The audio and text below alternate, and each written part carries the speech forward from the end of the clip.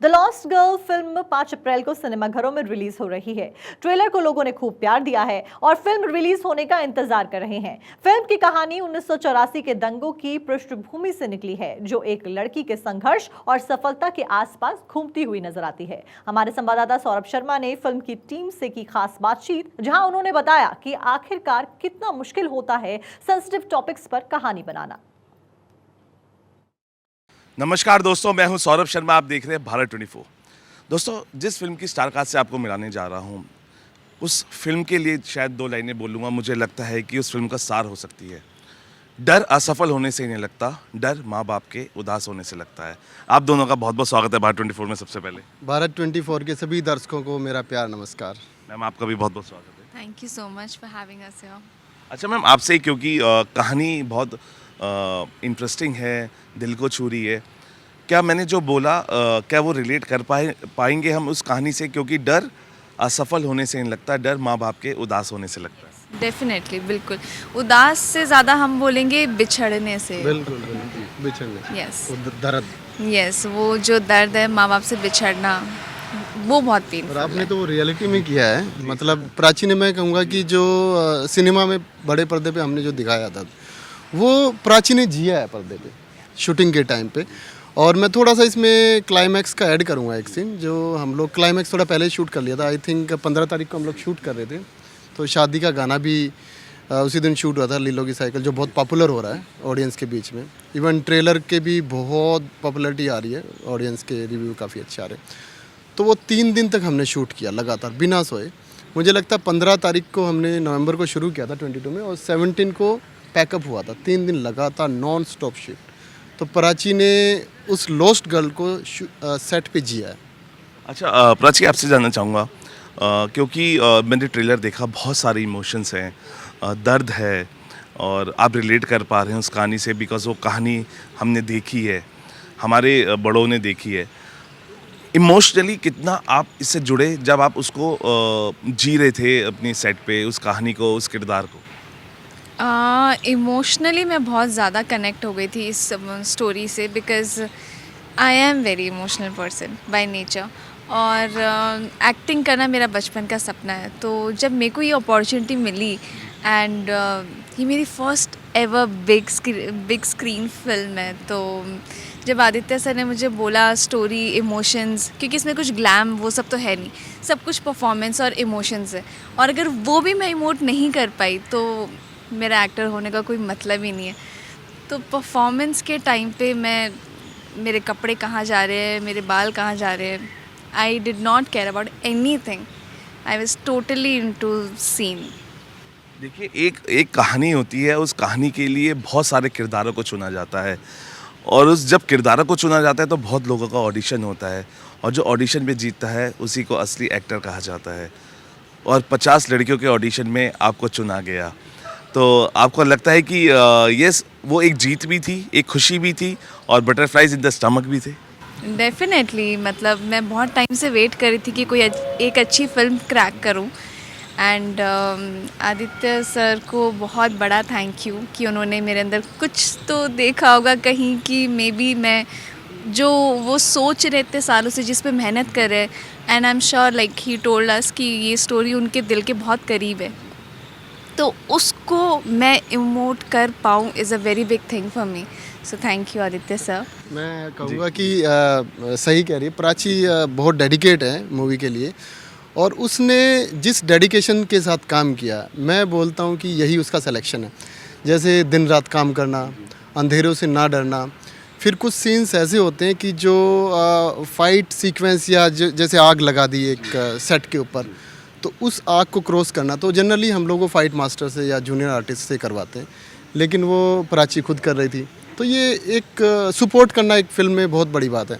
तो मुझे लगता है कि ये बड़ी वजह है प्राची को लेने की। तो ये खून पसीने से की हुई एक्टिंग है। यस। अच्छा आदित्य सर, आसान नहीं होता जब आप ऐसे टॉपिक लाते हैं। बहुत मुश्किल भी होती होगी कि लोग कहते होंगे कि क्यों इस पिक्चर को बना रहे हो, बाकी दूसरी भी पिक्चर बना सकते हो, इतनी कमाई हो सकती है, इतने थिएटर्स मिलेंगे, बड़े बड़े चेहरे को लीजिए। लेकिन मुझे लगता है कि ये असली सिनेमा है, क्योंकि जब आप हिस्ट्री को आप पर्दे पे लाते हैं, ये बहुत हिम्मत की बात होती है।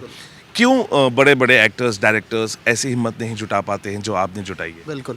देखिए, ये ऐसे टॉपिक पे काम करना मैं कहूँगा कि एक वाकई हिम्मत का काम है, क्योंकि काफ़ी रिसर्च वर्क लगता है और काफ़ी ऐसे इंसिडेंट को उसमें दिखाना पड़ता है जो लोगों को नहीं पता।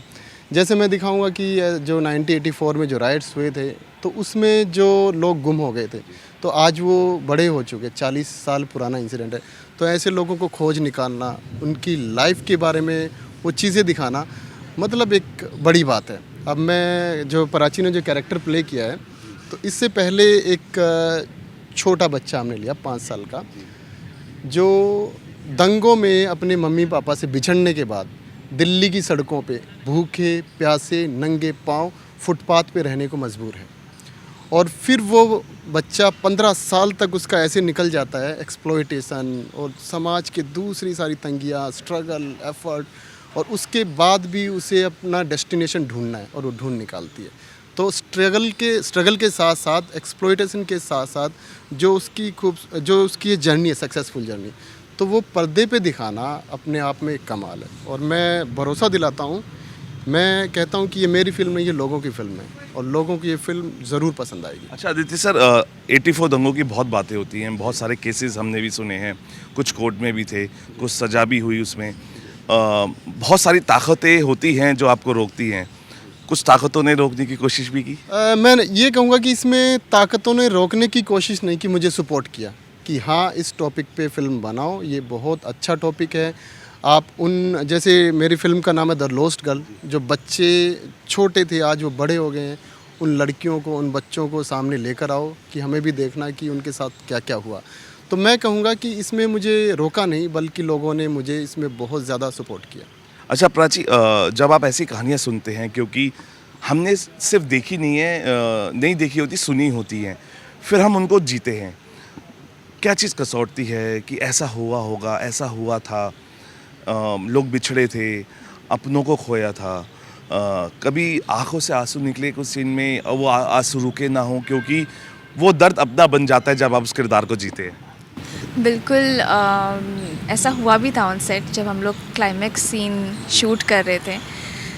तो वो सीन से मैं, मतलब उस सीन में इतनी डूब गई थी कि मैं रो रही थी and I could not stop my self. घर में शूट हो रहा था? हाँ, उस घर में ही शूट हो रहा था जहाँ पे मतलब आई फाइंड माई पेरेंट्स की क्या हुआ उनके साथ। फाइनली इतने सालों के स्ट्रगल के बाद फिर जहाँ पर मैं फ़र्स्ट टाइम ब्रेक डाउन हो जाती हूँ, तो मैंने वो फुल, मतलब जो भी लोग देखेंगे फिल्म, वो डेफिनेटली कनेक्ट कर पाएंगे कि हाँ, वो मेरे अंदर से ही आ रहा है, क्योंकि मैंने उसको जिया है। आदित्य सर, क्या हम ये माने कि ये रियल लोकेशंस, रियल कहानी, क्योंकि जिस लोकेशन की प्राची बात कर रही है, आप उस रियल लोकेशंस पे भी गए, वही घर जहाँ से वो शुरुआत हुई थी, आप वहीं पहुँचे दोबारा? जी, देखो, जिस तरह से ये आग फैली थी और लोगों ने भागे थे, लोगों ने माइग्रेशन की थी, तो वो चीज़ें हमने वो स्पॉट पता लगाया। तो सेट लगाने की बजाय हमने रियल लोकेशन पे उसको फिल्माने का सोचा। अब जैसे प्राची ने बताया कि उसने वो दौर जिया है, तो मैं कहूँगा कि जब उसमें जब वो फिल्माया गया, प्राची का जो क्लाइमैक्स वाला सीन था, तो आप सोच के देखिए, एक छोटी 5 साल की बच्ची, दंगे में सब लोग, उसके पूरी फैमिली मारी गई, ना रिश्तेदार ना माँ बाप, कोई बचा नहीं। और उसके बाद उस लड़की को ये भी पता नहीं कि क्या हुआ, वो जस्ट लॉस्ट गर्ल, मतलब गुम हो गई दंगे में, लेकिन उसको ये नहीं पता कि दंगा क्या है, उसके माँ बाप कहाँ गए, उसके रिश्तेदार कहाँ गए, उसका घर कहाँ गया। और 15 साल के बाद वो अपने माँ बाप को ढूंढने निकलती है। तो ये कितना इंटरेस्टिंग है, मतलब उसको ये भी नहीं पता कि 1984 क्या था, क्या क्या हुआ और उसने क्या खोया। वो इन चीज़ों से अनजान, फिर भी उसके दिमाग में है कि वो अपने माँ बाप को ढूंढ निकालेगी। तो वो आप उस फिल्म में आप ये जर्नी देखिए, मैं गारंटी लेता हूँ ये अलग सिनेमा है। अच्छा सर, क्योंकि मुझे लगता है ये फिल्म इतनी बेहतरीन है और जिस तरीके से ये उखेरी गई है, जिस तरीके से दिखाई गई है, ये हकदार है फिल्म फेस्टिवल्स की। कोई फिल्म फेस्टिवल्स में भी आप गए हैं जिसमें आपने ये दिखाई है? जी, देखो, फिल्म फेस्टिवल की बात करूं कि ये लास्ट मोमेंट पे इसका एडिट ख़त्म हुआ है, दिसंबर, इसी साल दिसंबर 23। और रिलीज़ हम लोगों ने अप्रैल में प्लान किया। कुमार मंगजी पैनोरमा स्टूडियो, जिसने शैतान फिल्म जैसी 200 करोड़ की फिल्म और उसके दृश्यम 2, तो उन्होंने इसको काफ़ी पसंद किया है। तो फिल्म फेस्टिवल में इसको हम लोग अब प्रमोट करेंगे, क्योंकि वो डेडलाइन में वो उस टाइम तक हुआ नहीं था कंप्लीट प्रोडक्शन। प्राची, क्योंकि लॉस्ट गर्ल हम देखेंगे बहुत सारे मिनट्स में वो समेटी गई है, आपको लगता है कि ये कहानी और मांगती है टाइम, ये कहानी और मांगती है दिखाने के लिए, ये कहानी और मांगती है सुनाने के लिए, लेकिन वो कुछ ही मिनटों में जब सिमट दी जाती है, आपको लग रहा है कि नहीं, इसके आगे भी ये आनी चाहिए और OTT पे इसकी सीरीज़ आनी चाहिए? मुझे लगता है कि बहुत कुछ दिखाने और सुनाने के लिए। डेफिनेटली ऐसे वाले टॉपिक्स बहुत सेंसिटिव होते हैं और जिससे लोग बहुत ज़्यादा कनेक्ट हो पाते हैं। तो मुझे लगता है कि मार्केट में ऐसी टॉपिक्स, इस टाइप की स्टोरीज़, इमोशन बेस्ड, जो लोगों को कनेक्ट कर सके, जिससे लोग मोटिवेट हो सके, उनको नॉलेज मिले, डेफिनेटली ऐसी सीरीज़, फिल्म्स आनी चाहिए। अच्छा, ये क्या मैसेज देके जाएगी? बिकॉज ये फिल्म आपने पूरी की है और पूरी कहानी का समाप्त तो हम नहीं बता पाएंगे क्योंकि नहीं देखी, लेकिन ये कहानी एंड में क्या देके जाएगी? मुझे लगता है ये एक ऐसी इमोशनल जर्नी है एक लड़की की, जो कि शायद बहुत सारी लड़कियों ने, बच्चों ने, लड़कों ने भी मे बी बहुत सारे लोगों ने इसको जिया है, लेकिन वो आज तक उसको कन्फ्रंट नहीं कर पाए या किसी के साथ शेयर नहीं कर पाए या उस जर्नी से अभी तक बाहर नहीं निकल पाए हैं। सो आई वांट कि आप सब लोग इसको देखिए, ताकि इससे आप इंस्पिरेशन ले, मोटिवेट होए, क्योंकि हम सब किसी ना किसी से गो थ्रू करते हैं, बट उससे बाहर कैसे निकलना है, we should all have that strength. So may be you all will get that strength from this film, and this is a family movie. Please अपनी फैमिली के साथ जाइए, हमारी मूवी देखिए, हमने बहुत मेहनत करी है। 5th April 2024, please go to your nearby theaters and watch our film, The Lost Girl. Sir, आखिरी सवाल, क्या आपने क्योंकि असली लोकेशंस हैं और रियल कहानी है, कुछ परिवारों के लिए जिन्होंने अपनों को खोया या बिछड़े, उनके लिए स्क्रीनिंग रखी है कि वो स्पेशल आप उनके लिए करने वाले हैं, उन्हें दिखाने वाले हैं, कुछ स्पेशल होने वाला है इस फिल्म? मेरा मैसेज उन लोगों तक गया है आप मीडिया के थ्रू। काफ़ी मीडिया चैनल में ये कहा है कि मैं ये एक लॉस्ट गर्ल की कहानी नहीं, ऐसी और भी लॉस्ट गर्ल ढूंढनी बाकी है। जैसे दिल्ली में मैंने रोहिणी में या एक किस्सा सुना है अभी 1 हफ्ते पहले, कि जो लड़कियां उस टाइम 10 साल की थी, आज वो 50 साल की हो गई हैं। वो उनका कहना है कि उनको अभी तक भी जस्टिस नहीं मिला है, तो वो क्या करे, वो सुसाइड कर ले या अपना जस्टिस ढूंढे। तो मैं समझ नहीं पा रहा कि मतलब ये इसके पीछे क्या रीज़न है, लेकिन मेरा मैसेज यही जाएगा, मैं ये फिल्म उन सब लॉस्ट गर्ल, उन बच्चों, ऐसे बच्चों को डेडिकेट करता हूँ जो ऐसे दंगे फसादों में अपने माँ बाप से बिछड़ जाते हैं, इस दुनिया में अकेले रह जाते हैं और उनके सर पे हाथ रखने वाला कोई नहीं। तो मैं ये कहूँगा, मेरी फ़िल्म पूरे समाज को मैसेज देगी, चाइल्ड अडेप्टेशन को बढ़ाएगी कि हमें आगे आना चाहिए, ऐसे बच्चों को पनाह देनी चाहिए, उनको अडेप्ट करना चाहिए, उनकी हेल्प करना चाहिए। तो ये पूरे समाज को इंस्पायर करेगी, मोटिवेट करेगी। थैंक यू सर, हमसे बात करने के लिए। प्राची, आपका भी धन्यवाद, आप हमारे स्टूडियो हमसे बात की। Thank you so much for your time. दोस्तों, भारत 24 के ऑडियंस से मैं गुजारिश करता हूं कि 5 अप्रैल को पूरे परिवार के साथ ये फ़िल्म देखिए, क्योंकि ये एक स्पेशल फ़िल्म है हर कैटेगरी के लिए, बच्चों के लिए, बड़ों के लिए, महिलाओं के लिए। पूरे परिवार के साथ 5 अप्रैल को आप सिनेमा घर में ये फ़िल्म ज़रूर देखिए। देखिए, हम भी ये कहेंगे, फिल्म का नाम है द लॉस्ट गर्ल, लेकिन जब आप सिनेमा में जाएंगे ना, इस कहानी में बहुत कुछ पाएंगे। आप शायद अपने लोगों की कहानी से उसको जोड़ पाएँ, वो दर्द आप महसूस कर पाए जो शायद आपके आसपास लोगों ने सहा है, वो इमोशंस को कनेक्ट कर पाए जिस इमोशंस को उन्होंने झेला है उस दंगों के दौरान। बस इतना ही हम कहना चाहेंगे कि फ़िल्म खून पसीने की मेहनत से बनाई गई है, बहुत एड़ी चोटी का पसीना बहा है, बहुत मेहनत की गई है, रियल लोकेशंस पे उसको ढूंढा गया है, वहाँ पे शूट की गई है।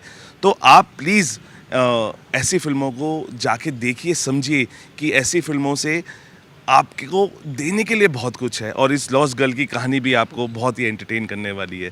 फ़िलहाल अभी के लिए इतना ही, आप बने रहिए भारत 24 के साथ।